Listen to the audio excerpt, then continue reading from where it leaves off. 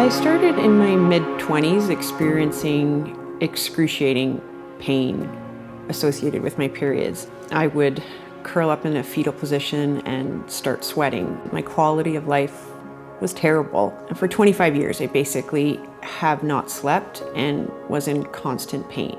I was told to manage it with over-the-counter medications and just deal with it. It was exhausting and deflating being treated that way. And it got so bad that I had to quit teaching.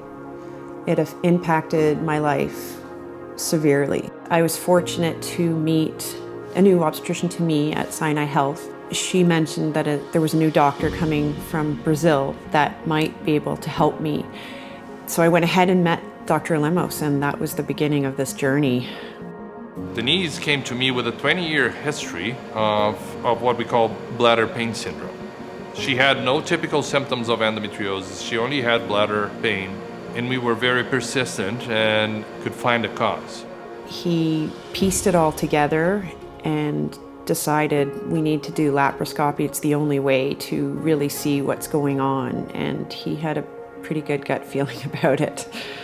My philosophy of care is to invest as much as we can in diagnosis. There are more than 100 causes of chronic pelvic pain, and that's what makes it so difficult to diagnose. Pain is not normal. It's your body's way of saying something is not right and not to back down. Menstrual cramps are not a normal thing to have. Pain with sex is not a normal thing to have. You shouldn't miss work because of your period. Any woman who is suffering from painful periods, that patient should be considered as having endometriosis until proven otherwise. Finally, the pieces were coming together because in the past, doctors were only looking at one aspect of my pain. At Mount Sinai, there is a team of doctors that work together, communicate with one another, which I had not experienced in the 20 years leading up to this. 20% of our time is dedicated and protected to doing clinical research. We meet together in a multidisciplinary fashion, where we bring together pathologists, colorectal surgeons, urologists, radiologists, pain specialists. This is what we're seeing on the images, and this is what we're finding intraoperatively. And we try to learn from each other. We try to learn from our mistakes, from the misdiagnosis, and we review cases. And how do we correlate that so that for the next patient, we can continue to be better and better?